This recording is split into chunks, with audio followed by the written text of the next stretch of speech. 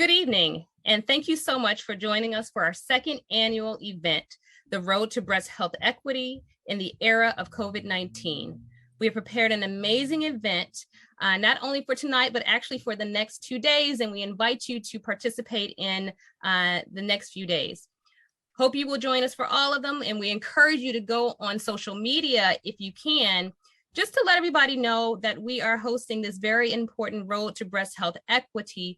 And you can use the hashtag BHE 2021. That's hashtag B as in Breast Health Equity 2021. A few housekeeping rules to start. We will talk about actually the CME information page, which we're going to include in the chat. That should house all of the disclosures for our speakers during the event. Just to introduce who I am Dr. Vivian Jolly-B. I'm a breast surgical oncologist and chief of the Department of Breast Surgery at New York Presbyterian Brooklyn Methodist Hospital, and assistant professor of surgery at New York Presbyterian Weill Cornell Medicine. And I am here with my co-course director, who I'm going to let introduce himself now. Thank you so much for joining us. Hi, everybody. My name is Kamal Abu Hussein. I am a breast medical oncologist. I work at MD Anderson Cancer Center at Cooper, and I'm pleased to be here with Dr. B and the rest of the staff. So again, welcome, and let's start out with the introduction of our very first speaker. So many of you may know him, Dr. Robert Winn. He was appointed director of VCU Massey Cancer Center on December 2nd, 2019. In this position, he oversees a cancer center designated by the National Cancer Institute that provides outstanding cancer care and conducts groundbreaking research to discover new treatments for cancer and offers high-quality education, training, and community outreach programs. The recipient of numerous awards and honors, Dr. Winn was awarded the National Cancer Institute Center for to Reduce Cancer Health Disparities CURE program, which is a Lifetime Achievement Award. He is a true advocate in the community, and you will certainly understand that and hear that in his talk. He established the Faith and Fact Fridays, which is a faith-based and community meeting to bridge the gap between spirituality and minority health.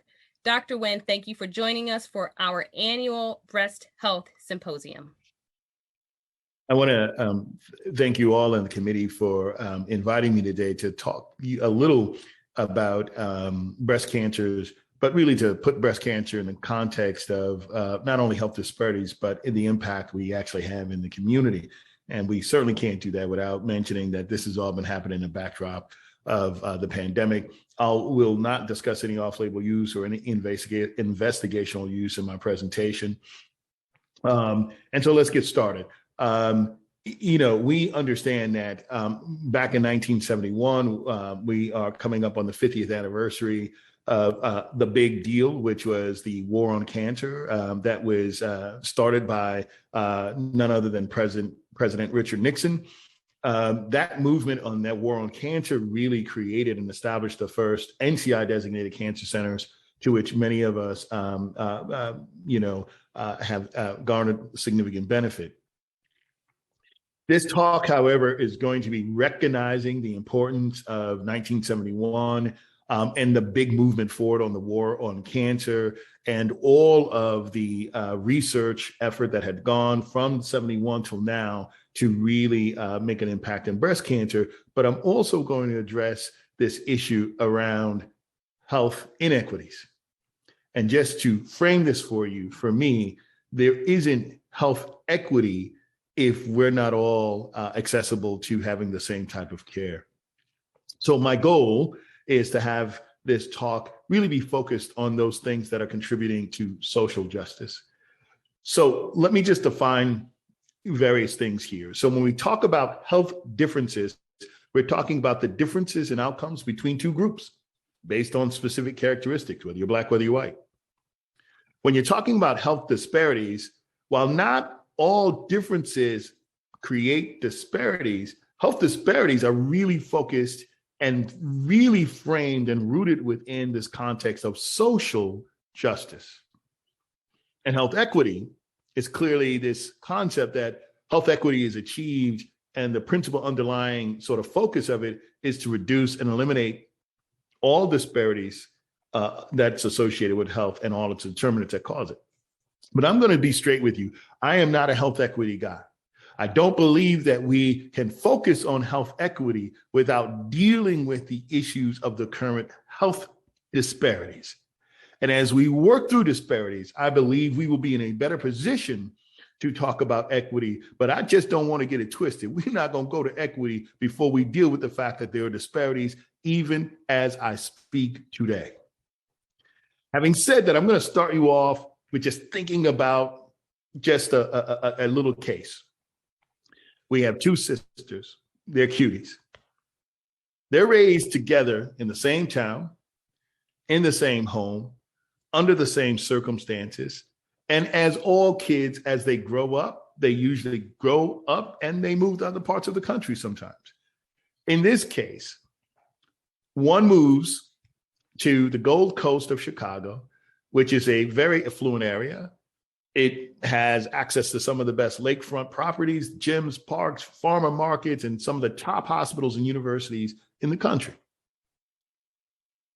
West of that, another sister moves to a city called Moline. Now, if anybody knows Illinois, they know Moline is definitely not the Gold Coast. It has a significantly high poverty rate, fairly low income. It has high incidence of and rates and mortality of breast cancer and other cancers. There's certainly not an abundance of access to fresh foods. And there are almost no top universities or really what we would call top flight hospitals in that region. So my question here is, if they both sisters develop breast cancer, looking at their DNA and their genetic code, will their treatments, or even should their treatments, be the same? Now, a question that comes to mind is, if there is an importance of place and space, what role does, for example, having access to fresh foods or not play with their microbiome, and how does the microbiome impact their biology? Moreover, how just does the everyday stresses that in the place and space where they have to live also impact their epigenetics, which potentially has an impact on their treatment and on their outcome? We understand that, and recently we put out the very first AACR Health Disparities Report back in 2020. There is a lot of very good information in it, but one of the points I wanted to tell you right now is that we, from the 1990s, know that we've made some certain progress around cancer deaths between Black whites. But when I actually look at the overall cancer death reduction of 33% down to 15%, it's interesting that when you look at specific cancers, there's still disparities. This is just an example of some breast cancer sera data that looks at the difference between Black-white mortality from breast cancer, recognizing that there's a substantial difference between Black women and white women in outcomes of breast cancer. This is just some additional data, just getting at the point again that, African American women may sometimes present with, more advanced stage of cancer, and the incidence and et cetera, just kind of going down that path, that there certainly is a disparity. And this is just to get right back at the whole issue that, while everybody has been doing better, there still is a significant difference between African American women and white women in the context of the breast cancer. And last, this is from one of my esteemed junior faculty, named Arnithia Sutton, who I borrowed this slide from, that even talks about, when we're talking about even the life-saving therapies, that interestingly enough, it seems to appear anyway that African-American women exposed to some of these anthracycline chemotherapies and other things have a worse cardiac outcome. And that the cardiovascular disease is really also a leading cause of death among women with breast cancer, and more so in the context of African-American women. You will be seeing this from Dr. Sutton fairly soon. So I want to get back to this concept of, yes, we know that there are differences and black-white. But I want to get beyond the black-white for a second and just talk about place and space. That if race truly is what we call a social construct, then place and space matters. Now we know we have 3.8 million women to date with breast cancer. That is those who've all been past treated and those who are currently being treated.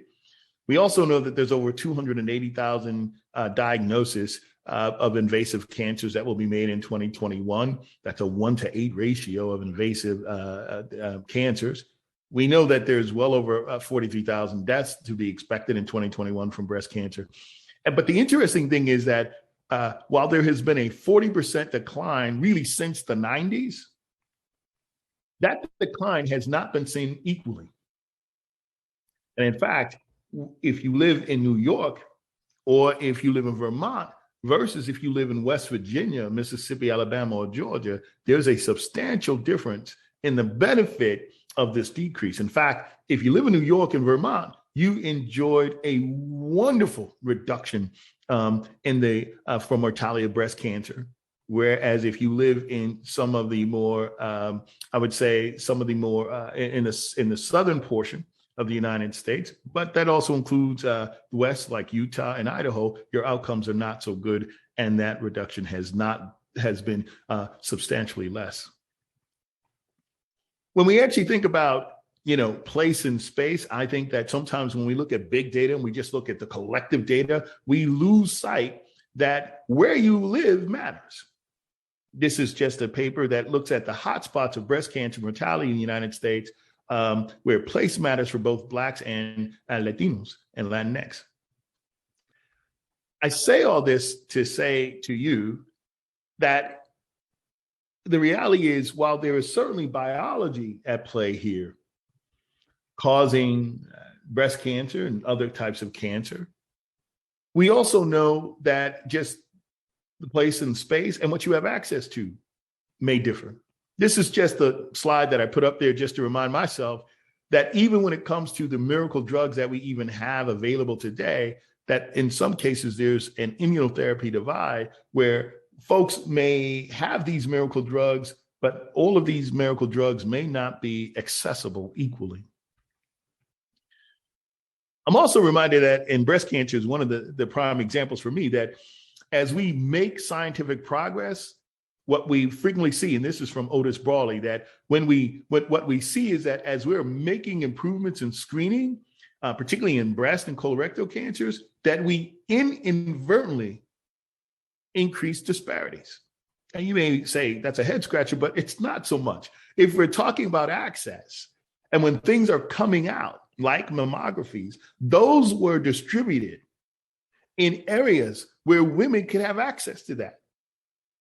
They were deliberately put in areas where they were going to have benefit. And those areas were not always in the areas that needed them most.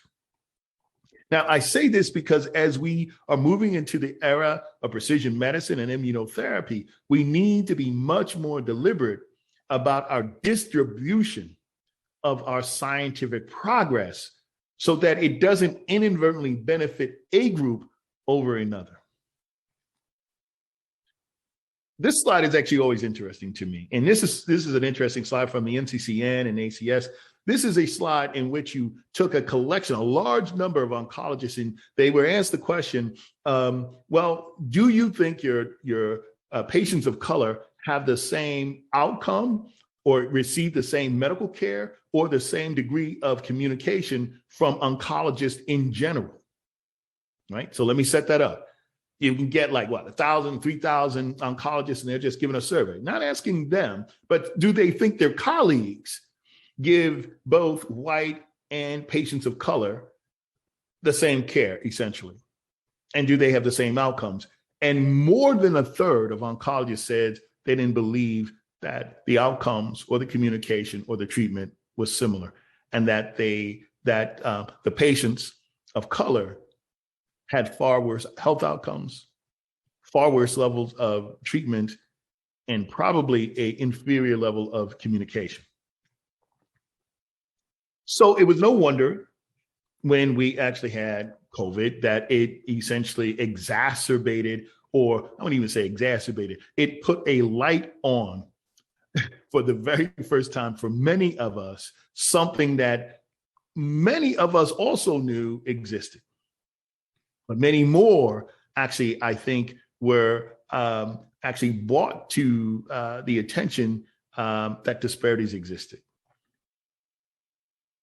As we talk about these disparities, I can't let it go that many of the disparities that we have seen and we've mentioned already in breast cancer, and many of the disparities we've seen in COVID are simply related to upstream factors.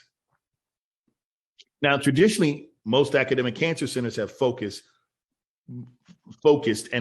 robustly on an investigation of fundamental research and downstream factors.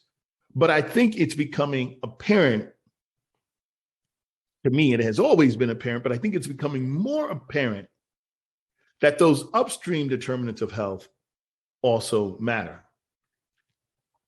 So when I talk about zip code and neighborhood of association, or why I say that your ZNA, that is place and space where you live, your zip code neighborhood of association probably drives more and has more impact on than your DNA on your outcomes. I mean it. I think your ZNA actually has an impact on your biology that really does impact the outcome. One example is that this is just a map from Steve Wolf from VCU. This is looking at the Loop. And the Loop is an area of Chicago where we're just looking at life expectancy here. And what you see is in Chicago, in the Loop, this is the area where Keanu Reeves and Oprah and many people, when they come back to Chicago, they're literally at that lakefront, right in the Loop, right? The life expectancy there is roughly 85. Now, we know that that's actually been trimmed a little bit in the context of COVID, but just bear with me. In 2019, if you were to look 4 miles west of the Loop, you would have seen Garfield Park. Now, Garfield Park had a reduction in a life expectancy that was 16 years less. And more disturbing is that if you go 8 miles south of the Loop, you have a reduction in life expectancy of 30 years. Now, the most interesting thing about this is that one could argue, well, Rob, it's, Dr. Winn, it's Chicago, and clearly this must be related to gun violence and other violence. Not true. In fact, it turns out that when you look at those factors, they are negligible, and that what we're talking here is really about chronic disease. Place and space matters simply by, as Breonna Taylor and others would find, George Floyd and others, that being in the wrong place and appearing the wrong skin color literally can result in significant poorer outcomes. The other thing is that we know COVID has done one other thing. It's actually exposed that place and space, and depending on not just color, but your gender, really is also having an unequal effect. Particularly the economic crisis has clearly hit women much harder. Women of color, white women, all women, in this interesting sort of shining the light on things we have already known, but with COVID, they were brought out for all the world to see. So let me go back to this uneven distribution and why it matters for me. Many well-intended academic and many programs have intended to address disparities. And this is just one example. This was a movement afoot by the American College of Radiologists to establish breast imaging centers of excellence. Now, at the time, I brought this slide, and this was in Illinois. And my daughter, who was, I think 11 or 12 at the time, said, well, let me get this right, Dad. The pink ribbons are where they have these centers. And I said, yes. And she goes, and the pink that's really located on the west and the south side of Chicago, which represents where the vast majority of my minorities live in Chicago, represent the areas where there's the greatest amount of breast cancer and death. I said, yes. So she asked me, well, why weren't the pink ribbons inside the pink areas? And I'm frequently reminded that with many of our efforts, we want to do good, but we fall just short because just like the famous bank robber, Willie Sutton, when he got caught, he said, well, why do you rob banks? Because that's where the money is. The question for me has always been, as we're talking about distribution of services, are we always where we need to be? We also know that mammographies is a very sophisticated skill. Just simply because you have mammographies and quote access to mammographies is not good enough. An example is this wonderful movement we have afoot about, using artificial intelligence as a solution. Well, that's great. But when you're on the south side of Chicago, now that is a manhole, a live sewer, which is why people are covering up their face, which is they're reading not digital or artificial intelligence breast mammographies, but they are reading non-digitized mammographies. So let's stop playing that technology alone is going to be able to address and reduce disparities unless that technology is extended beyond what it is now. This is my way of sort of saying that while I certainly love technology, we need to actually certainly push high tech, but we should be much more cognizant of pushing high touch. Because while we have in one case, artificial intelligence, this is going back to the Otis Brawley sort of statement that as you introduce new technologies and as you introduce science progress, that scientific progress is usually unevenly distributed. This is not new.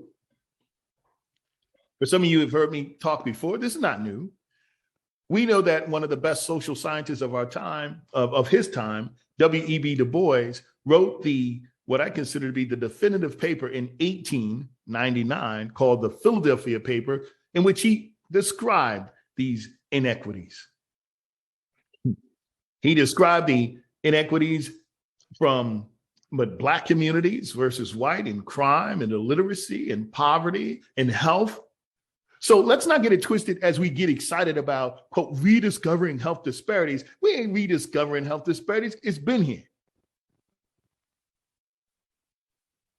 And the research on health disparities isn't new. The research on health disparities can be documented and all the way back, not only to the 1899s, but some of the most robust work is done in the 60s, 70s, and 80s that ended in the Heckler Report and many other things. We've established blue ribbon panels already that understand clearly the benefits of solving this problem.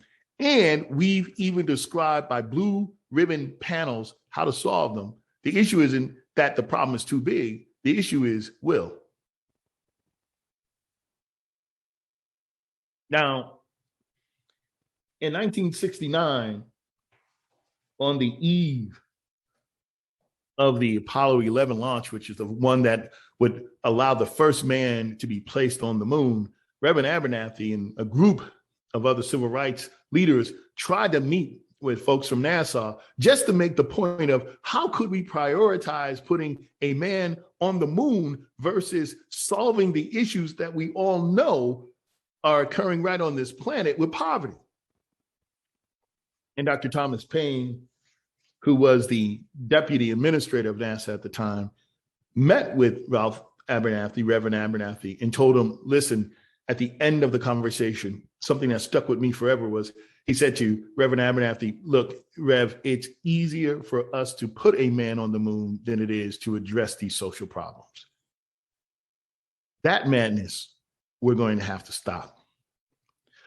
Let's go back to this issue of social determinants of health, because I think to some degree, this social determinants of health conversation has turned into hashtag social determinants of health. But let me break this down for you, that when I'm talking about social determinants of health, I'm talking literally, about where people, are born, where they grow, where they live, where they work, and all these things, how they shape access to resources and advantaging and disadvantaging some differential. I got that, right? When we talk about social risk factors, though, we literally are talking about adverse conditions associated with worse health outcomes that are frequently driven by social inequities like poor transportation, housing instability, food insecurity, and et cetera, right? So we have social risks, right, that are interplaying and intersecting with social determinants of health, but those are not the same as our social, individual, and family needs. Many, when we talk about social determinants of health, tend to conflate and mash all of these factors together with individual needs, with an individual or family needs, right? Keeping utilities on, having fresh fruits. We get that mixed up with the risks, the social risks that are involved and our social determinants of health. And by the way, I wanted to tell you that let's stop talking about social determinants of health as if they just are. Social determinants of health have been created by politics, policies, and economics that preceded them. Let me just give you a quick example. This is an issue, this is an example of, I'm talking about Richmond in the 1930s. Here's what you need to know. The pink or the red and the yellow are undesirable areas. Those undesirable areas represented the areas that African Americans could purchase a home. This is under the Federal Housing Act of the 1930s, AKA redlining, yeah? The blue and the green are areas where desirable people could buy homes because they were in some of the best and most desirable neighborhoods. Those typically were white. African Americans in the 1930s were not able to purchase homes in those blue and green areas. So let's look at this whole thing about structure just for a second. So what redlining did was significantly separated and segregated populations. Now, despite that segregation, many African American communities thrive. They set up their own banks. They had their own system of hospitals and health. They really said, fine, we may not have been able to live in the blue or in the green desirable areas, but we are just fine in the areas that we've created. Well, let's talk about how programs, right? How structure, how policies, how politics and economics can literally bring a community down to its knees. That was actually not the redlining that people talk about, but the movement in the 1950s of the urban renewal program, where there was deliberate in some cases, plans to erase those robust African-American communities because they were seen as, quote, being slum. In fact, this was the movement of white roads through black bedrooms during that period where many areas, just like Jackson Ward that I showed you, which was the Harlem of the South, were devastated to a point that they were never able to recover. Now, as a result of redlining, which segregated, and then the urban renewal program, which really drove these highways through and just, cut off robust neighborhoods and brought them to their knees. Not only did we do that, but we had deliberate efforts in which we were putting plants in which we knew created pollution and other hazards in those undesirable areas. So let's stop playing when we start talking about African Americans just being more biologically, susceptible to comorbid diseases and disease. Stop playing. Structure.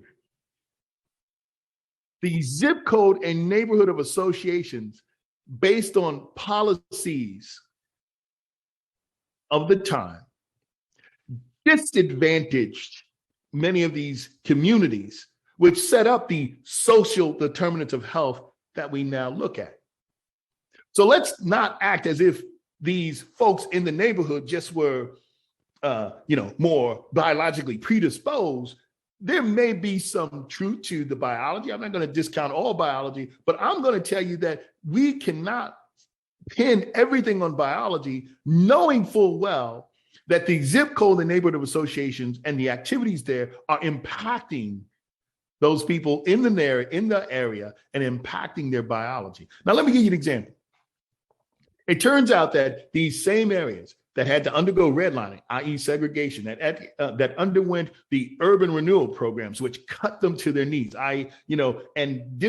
just decimated these communities. And now you're putting in these high, industries that pollute the area are also now, when we look, this is work done by Tessem and all, they're looking, and many others now, they've actually found that particulate matter 2.5 is disproportionately and systematically affecting people of color in the United States. Now, why would you say this is a problem? Because particulate 2.5 has been associated with a number of cancers.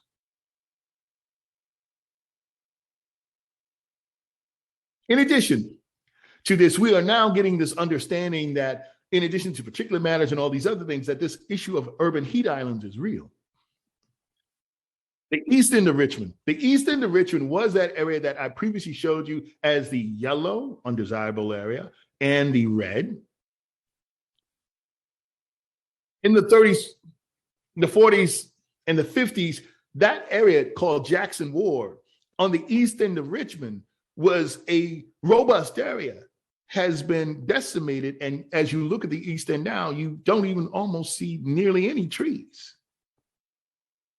Now you take that juxtaposed to the west end of Richmond, which is the area which I showed you that is the most desirable place in Richmond, the blue and the green areas from the 1930s. And because those areas have not actually undergone the urban renewal, because they have not gone many of the issues in where you're putting plants in those areas and pollutants in those areas, right? Because these are where wonderful upstanding citizens are living, they have been allowed to have wonderful vegetation and foliage and all the rest of this other stuff, creating a difference in heat.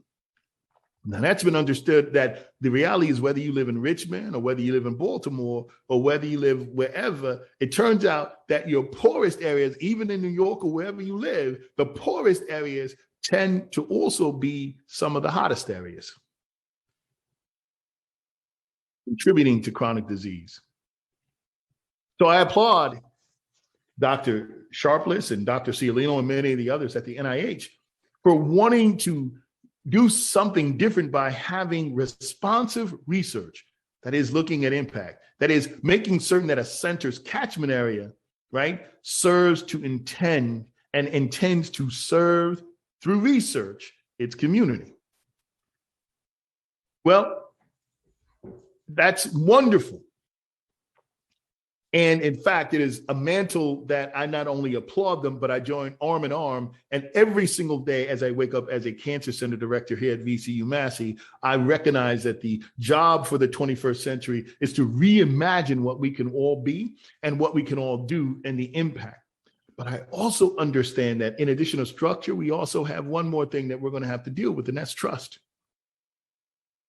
Truth of the matter is the United States Public Service syphilis study of 1932 that went on till 1972, even though we knew it was wrong, the fact that everybody understands what happens with the immortal Henrietta Lacks cells, but the first women that were used to treat whether the birth control pill was actually going to work or not were in many of the people in Puerto Rico who didn't even know that they were part of a study. And even to this day, we have issues around how DNA, even of different populations, get used. So let's stop acting as if we're also not part of the problem. Many of you knew heard back in March 2021, an unfortunate event in which a physician essentially said, well, physicians can't be racist. And you can't, what is this structural racism? And all this talk about structural racism, all it does is, it does what? It just makes and alienates white people. Now look, I'd buy that, except for the fact that if you look at the modern day surgical gynecological approaches and techniques, you can draw a line right back to J. Marion Sims, who many of you know operated without anesthesia, even though it was available during that period of time, on Black women, because he thought that while he was perfecting it on Black women, they felt pain differently, but who cared? If I work this out on Black women, then at least we can really repair fistulas and all these other things in white women. So don't act as if medicine and science has been without sin.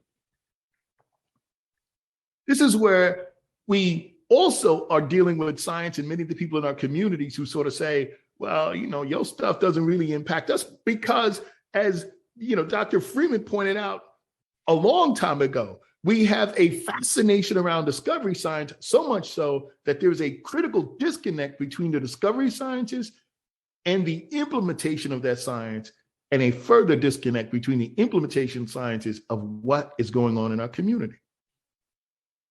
And by the way, it doesn't help when we actually have health systems that are growing rich and expanding in areas in which the community are mired in poverty.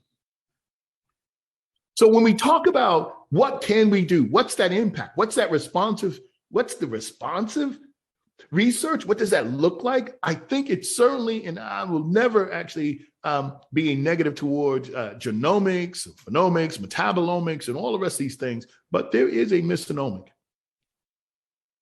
I think when you miss the omics of the built environment, the obesogenic environments, the structural stress, and all these other things, you're missing important omics that would impact your zip code neighborhood of association that, by the way, ultimately is going to impact your biology. I actually think that we need to get away from just creating data for data's sake. In fact, we create so much data, bigger and bigger data, just because we talk about it being more secure and safe and, all these other things we use, right? We clean the data so clean that it winds up being not really even usable. I say this because in our chase for bigger data to make us more certain of the data, we also have the unintended consequences of making communities invisible. We also have a tendency to create lots of useful data, which solves a problem. But to be honest with you, it's not very usable for our communities. I'll give you an example. A hammer is absolutely useful, but have you ever tried swimming with a hammer? It's not so usable. This is what happens to many of our data. We don't even have the decency to even come up with some sort of annual report to which we disseminate our findings at the universities and our health systems that says, at a very high level, here's what we found for the year of 2020. These are the studies, and here's how we believe it impacted your community or not. We got to get away also from this concept of just building trust, y'all. I've learned from every week I do something called the Facts and Faith Friday since March 2020. Rudine Mercer Haynes and Pastor Gray from the Fifth Street Baptist Church, right at the beginning when people were just utterly confused about what was going on with COVID, we made it a pact and an agreement that we would meet every week from 3 to 4 p.m. Eastern Standard Time, and y'all welcome to join, and that we would bring in the best internal and external experts. We've had Dr. Fauci, we've had we've had people from the CDC, FDA, but what we were doing is really just being consistent of showing up. We weren't trying to do building trust by just sort of saying we're going to have one big fair and then we're going to go and then we'll have a next big fair. And then we decided that if we were going to do something, then we need to go all in. And as a cancer center and as a cancer center director, I am on those calls each and every week. It was Pastor Gray who said that one of the elements of building trust was to make it relevant, and that many of his past and previous experiences with universities is that it was relevant to the university, but not to the community. Second, that it was accessible. And what he meant by accessible is that when the Zoom turned off or when the meeting was over, that people from that university were still accessible. And last, flexibility. And what he meant by that is sort of saying that if the community, yes, you got this guest in who, understands the whole thing about, theoretical framework modeling and wants to actually talk with the community. But at that moment on the next Friday, they want to hear from the police chief about what's been actually happening and how it's impacting their health, that we should be able to be flexible.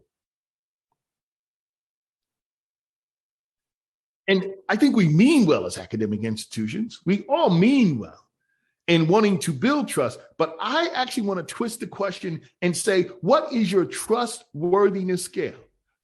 While you're out there building trust, how trustworthy are you as an academic institution?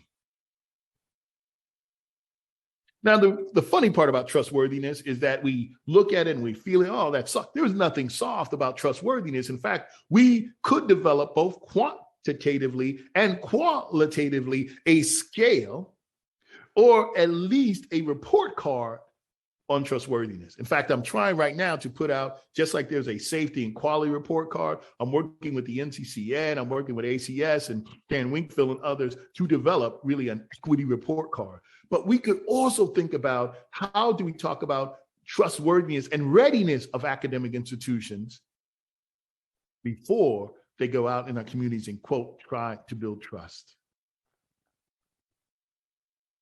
So let's go back to this two sisters who both developed breast cancer. Will their treatments be the same for both sisters? I think if we understand that one sister living in the Gold Coast, the other living in Moline, that the structure of where they live, the place and the space actually does matter. Trust is also built, right, based on where you also live. As we talk about the COVID vaccine, I can guarantee you, and we have the numbers, that you can actually see that in a place like Chicago, yeah, well, there are people, and particularly in those wealthier areas, people are taking the vaccines, but in the areas like Moline or in the other southern areas, like in Carbondale, or just like here in Richmond, where we got places like Danville and Lawrenceville, that trust is not always there. In fact, I think Eric Lander once sort of said that the thing he's most concerned about is that as we are fascinated with building the new technologies of tomorrow and developing new science, if we don't actually have the public trust, then we have lost a lot. And I know I haven't talked about it, but it turns out that when we talk about our social determinants of health, food insecurity. Well, yeah, we can do as an academic institution, we can make some impact on food insecurity, certainly. Housing, we can certainly make some impact on housing, but you can't convince me that as we talk about being cancer centers of the 21st century, and as we talk about making a difference and making and wanting to build trust within the community and wanting to do all these things with the community, the fact that most of our discussions have not really included transportation, which if you look at the social risk factors, one could argue by work done at Penn and MUSC that that is the canary that says that if your transportation game is not right, it connects to many other things that are also not great either, that would contribute to your overall poor accessibility of actually getting to places and poor outcomes. Transportation, by the way, is something that as a cancer center, we can do. In fact, I've gone so far as to say that I think that to get NCI designation or to get even comprehensive status, that you need to come up with a plan, innovation plan in a health delivery sort of model of research of how we're going to address at least one of the three big social determinants of health. Because if you can get people here and there's a system in place, they have a much better shot of receiving our care. I'm going to stop there and say that this has been a wonderful opportunity for me to at least share my thoughts. If nothing else that you get from this is that grace, humility certainly matter, but that as we reimagine cancer centers for the 21st century, structure, the science of building trust and becoming trustworthy, and transportation are something we're going to have to add to our research portfolio to, I think, have the responsive impact that the NIH and NCI are looking for. So with that, I want to thank you. And I will, again, just thank the committee for allowing me to have the opportunity to speak with you.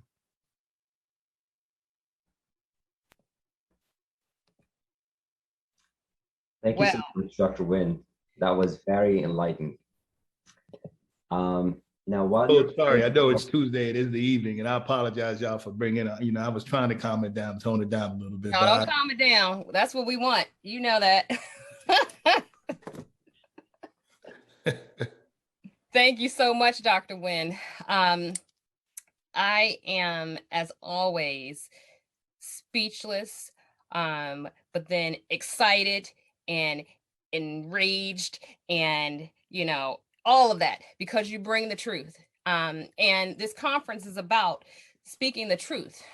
Because if we keep ignoring what has happened in the past, there's no way that we can fix the future. And so I want to thank you on behalf of our Breast Health Equity Committee and team for coming and speaking in this very important symposium.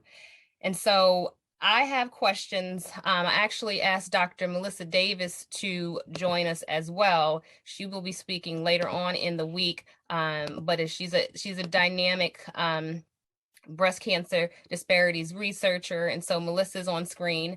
The first, question that I will just sort of throw out there, and then we'll address some of the questions from the audience, is just sort of building trust and trustworthiness. I think that has hit home for me, just because of it's so important. And we really realized that when the COVID pandemic sort of, took place.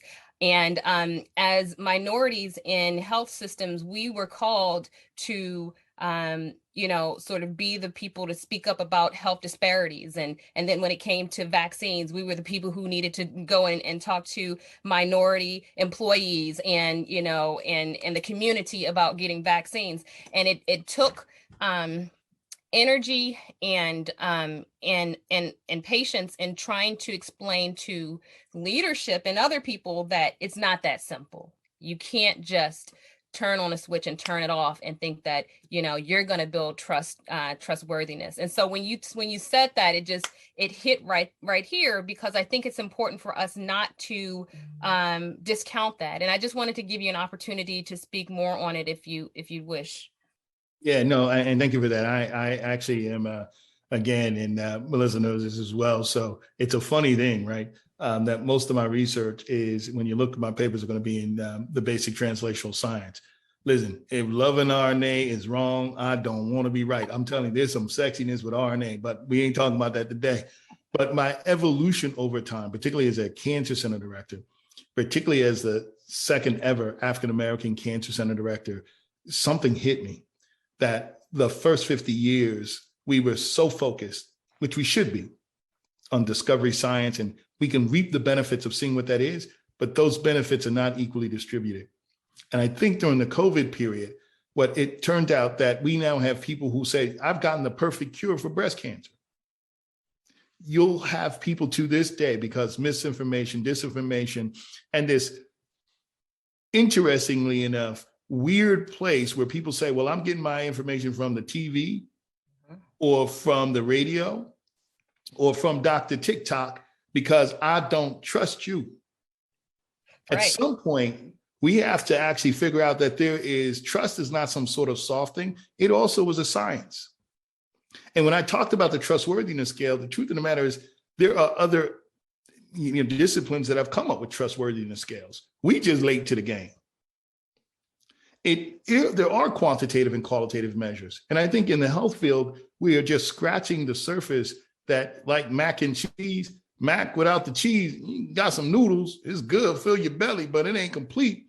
And I think that as we're starting talking about building trust and making people healthier and the social determinants of health, the science behind trustworthiness and the measurement of coming up with scales of trustworthiness are going to matter, and that falls on us. So I'm stoked, to be quite honest with you, to be focusing on some RNA and then get my behavioral science folk and other people around me to talk about trustworthiness scales, because how are we going to do something good if we don't even measure it ourselves? We always talk about, well, you got to measure things. You don't measure you.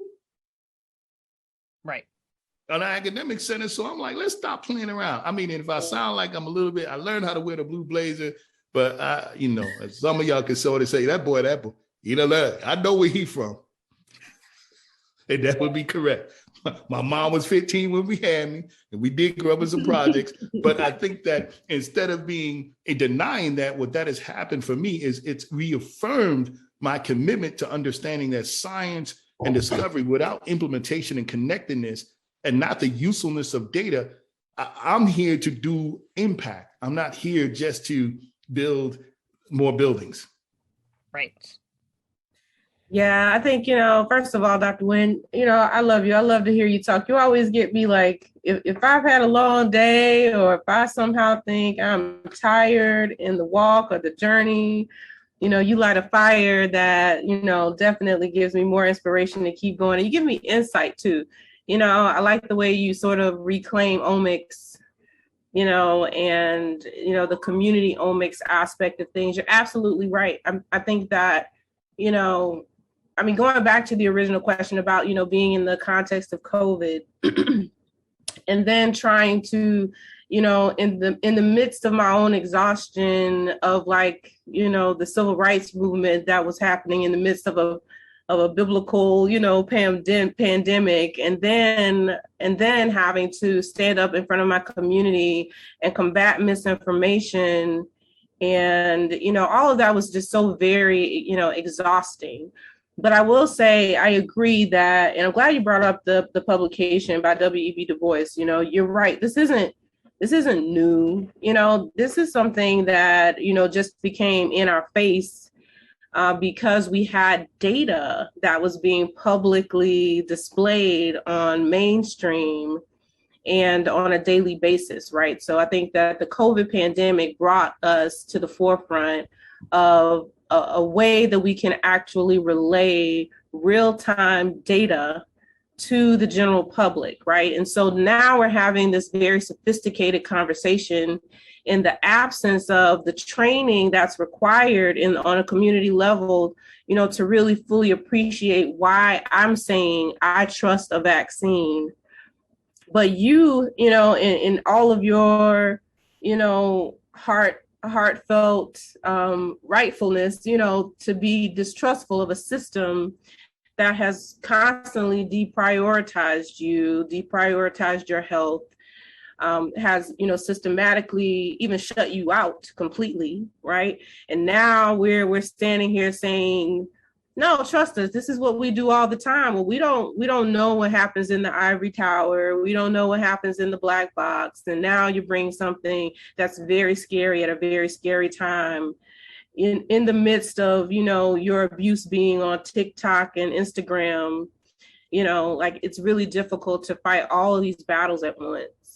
But I will say, in terms of the disparities of breast cancer, even my view has evolved, over time. The whole reason I got into genomics was primarily because I thought that we were missing representation. I saw that the tools that were being developed were being misused and mislabeled for the purposes of marginalizing a community even more. And so as we fight this battle of disparities and inequity, I agree. We have to converge our disciplines and learn how to work together and reevaluate even the data that we've already generated. One of the points you made was cleaning the data to the point that it's useless.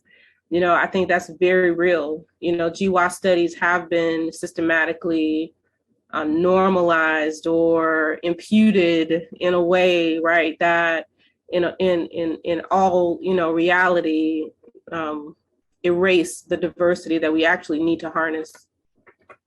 And I really appreciate what you just said. It really brings me to two quick things, and that is that I think it's W.B. Yeats. I'm pretty sure it's Yeats. He said, "Think like a wise man, or wise woman, but speak in the language of the people." Mm-hmm. And many of us have gone to many of these academies and forgot that when we don't speak in the language of the people, someone gonna be speaking in the language of the people, and it ain't gonna always be the appropriate data. Yeah. And so I think in some ways we have to, again, the science of communication, the science of trust. And I really love what you said about getting in the game.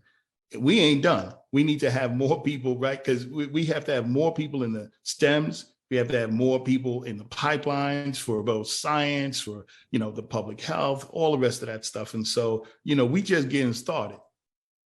So I guess to that question, or to that point, I'll throw a question out, and then I'll let Dr. Abu Hussein ask some of the questions from the audience. How do we encourage allyship in this process, in this feat? Because we can get in the game, right? And are we talking about just minorities? No, we have to have some allyship as well. So how can others be in the game? I think that's a great question. And I think part of that is just by having the understanding that if COVID didn't teach you anything, that you may not be in the same boat, but y'all up in the same waters. Remember the examples where those rich folks tried to go to Bald Head, South Carolina? They were all in Bald Head. They were like, I'm escaping. We can get in the ball. I mean, folks from New York too. There's a whole bunch of them up in Bald Head, South Carolina. Then all of a sudden found out that the whole island of Bald Head, South Carolina got sick because the people working there were not being vaccinated. Right? And they were bringing, so this connectedness is real for me. The connectedness is real for me that if you look at rural communities, they have equal challenges and equal amounts and rising number of deaths within some of these communities. And while we think all of these communities are just typically white rural, which some are, they're Latino, they're African American. So bringing people along recognizes that it's not just happening to us, it's happening to many, and particularly women in rural areas and women in urban underserved areas, and women all over the place in the context. I had to retool myself when I was recognized, oh my God, yeah, Black folks have been actually getting hit, and Latino, but man, if you look at the numbers then of women disproportionately hit, it's crazy. So how do we bring them along? I do believe you have to have a little bit of humility, understanding that this isn't just a single process, that humanity is humanity.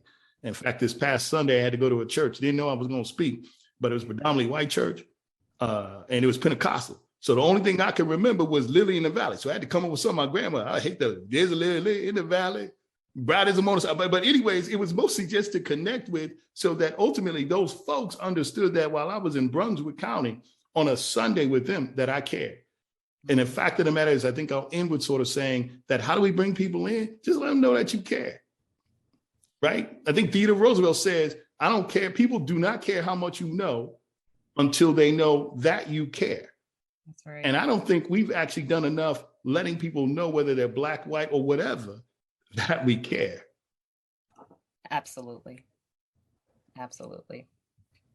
So there are a few questions from the audience. And I know I'm a handful for a Tuesday night. Melissa knows you like we like it. That's why we put you on for Tuesday night. I think there's a question by Dr. Ryan. Yeah, I think there are a few questions that came in. Dr. Hussein? Just want to put a quick reminder. So while you're preparing your questions for Dr. Winn, I would like to remind everybody that we have a link posted in the chat box if you want to revisit his presentation.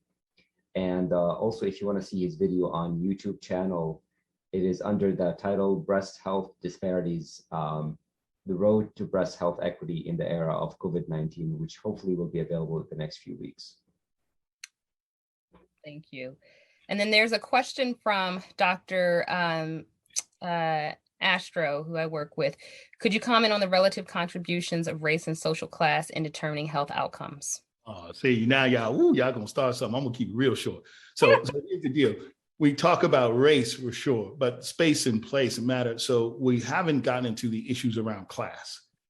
In fact, we use code words like, well, where there, Trump voters, or where there's GOP, or where there's this. I mean, come on, let's get with it. I mean, there's as much people and much craziness going on in Beattyville, Kentucky, as there up in some places in the Bronx, in East Side, Richmond, and South Side Chicago. I mean, we just got to get real with it, that this is also a class issue, that we have a lagging behind class who are not benefiting from the educational system, not benefiting from many of these things. So I love what you said earlier about how do we get more people, how do we get more allies? We get more allies because we recognize that it's not just about a race issue, it's about class too. And that poor Asians, poor Latinos, poor African Americans, that if we really are about bridging that gap, then we can't just see only a single color, because class actually matters. And so I think that that's how I see it. So when I think about our measurements and things like that, this was one of the things that I have to say I was really happy about that happened during COVID, is that we got back to not being afraid to talk about race.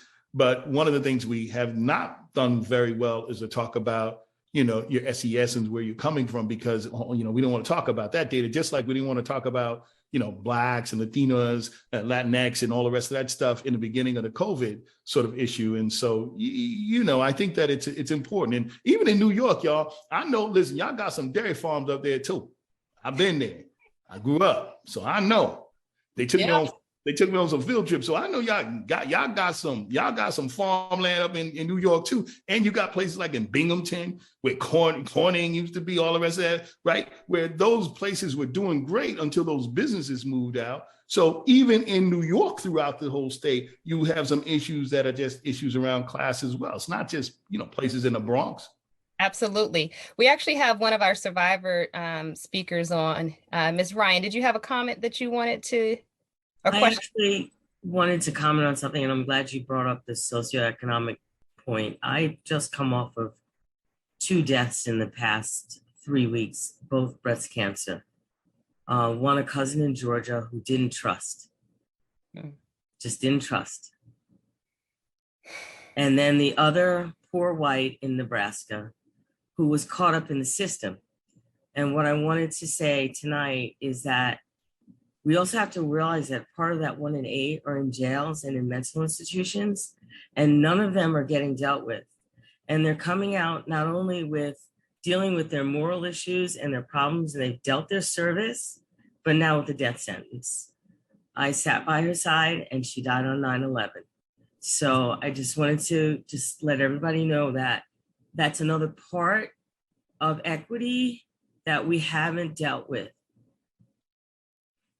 Thank you. I just had to say that. I wanted to speak a little bit to the issue of class versus race as well.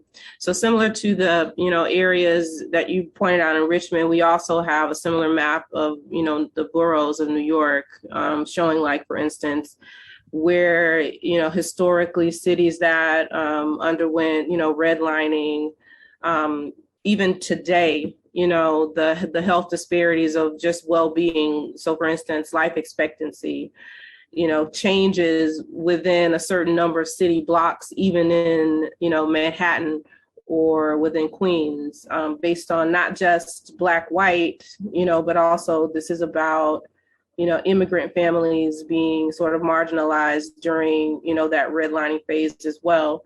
And so you do see, this SES status transcend different race groups. But what's also interesting, though, is in one of the most recent cancer statistics papers that came out, and I'll talk a little bit about this in my talk, when they looked at race and affluence. So if you lived in an affluent area versus if you lived in a county that was considered below the poverty level, what they found, and this was cancer site specific, so not all cancers reflected this, but for instance, in breast and prostate cancer, the survival disparities persisted in the Black populations that lived even in the affluent areas, whereas other cancers like lung cancer, colorectal cancer, tracked more with SES disparities than they did with race disparities. So I think it's an interesting question, and I agree that, we don't have enough data yet, but it's something that we really need to address head on. And, maybe this sort of, speaks to systemic racism persisting even in affluent communities, or, it speaks to differences in, types of cancer and the way cancer responds to, or, catching cancer, earlier on. So I think it's a very important question that we need to decouple racial disparities with poverty disparities. I agree. What I was trying to explain also is that there is no screening at those places. There's no screening in jail. There's no screening at the mental institution. There's nothing. And even after she shouted and got screams, her cancer health was dealt with through being incarcerated, and it never worked. She never got the treatment that she was supposed to get. And I don't think she's alone, and she was white. So as far as I'm concerned, if she's white and she got that in Nebraska, what's happening with Black women all over the United States in jails? And what are they coming out with? And why? They paid their whatever. I mean, and now they're dead. She actually sued the state of Nebraska and she won. But she never got to use any of that money because she died. And she had to sign a paper saying that they weren't responsible in order to get that money. I want to, I just wanted to bring that up. I know that I don't want to get off topic, and I'm really sorry, but it's really tender. I just came back from burying her, so I just needed that to be heard. I want to thank you for sharing that in this space. I think part of what we want to accomplish here over the next 3 days is to have these conversations, these tough topics, to address them and really shed light on the inequalities that exist, period. So it is the perfect space to brought that up, and I want to thank you for sharing that with us. There's another question that came in, and this is actually from a radiologist, it appears. Do you think we should know if a patient is Black or Hispanic? Should we ask for that information? Is that information important, or is it seen as inappropriate? And as a follow-up, the question was, she reads mammograms, and basically, is that information, would it be helpful? And perhaps maybe it would affect her recommendations. Would you agree or disagree?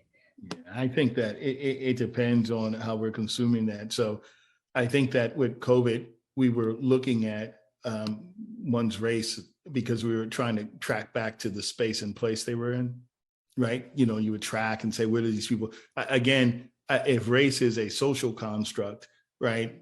You still live in a place and space, right?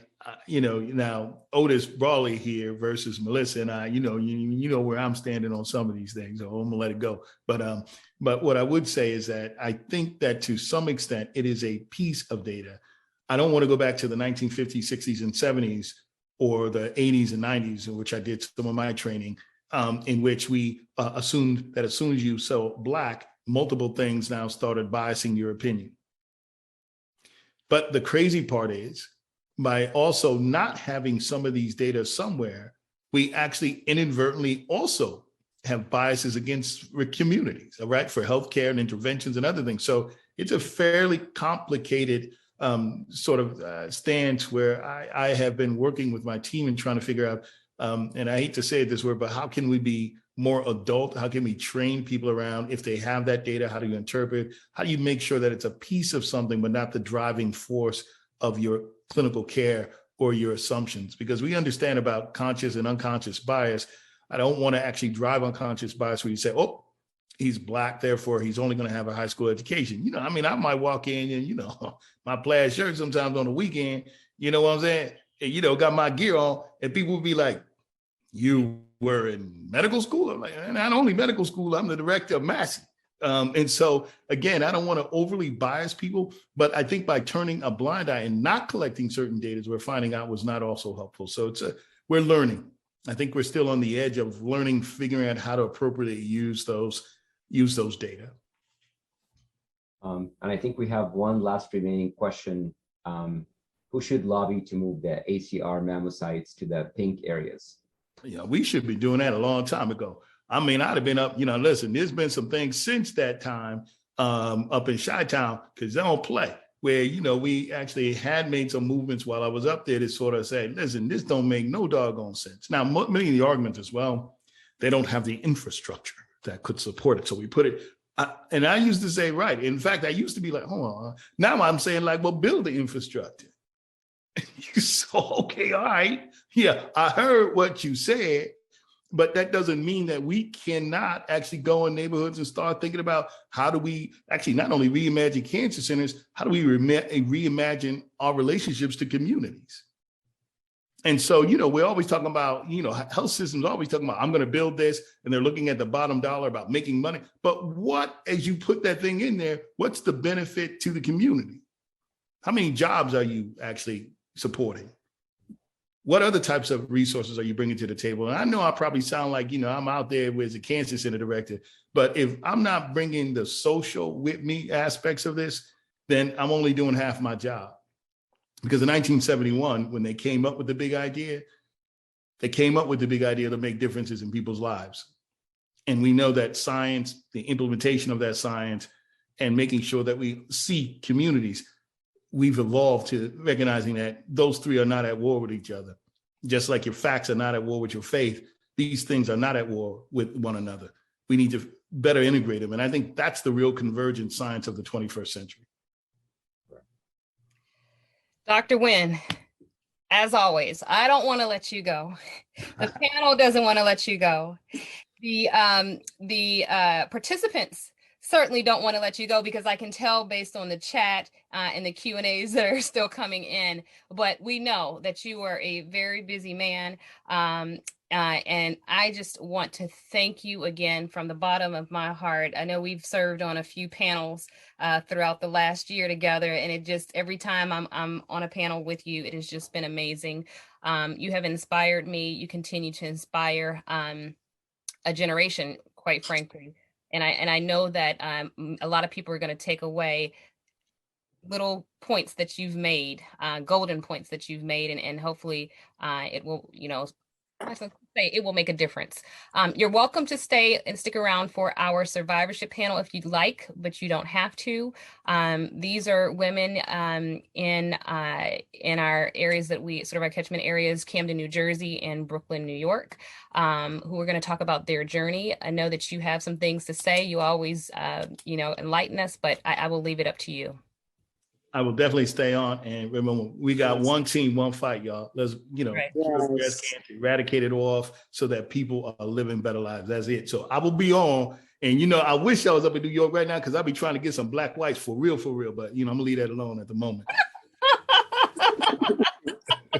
As always, it's great to see you, Dr. Winn. Thank you.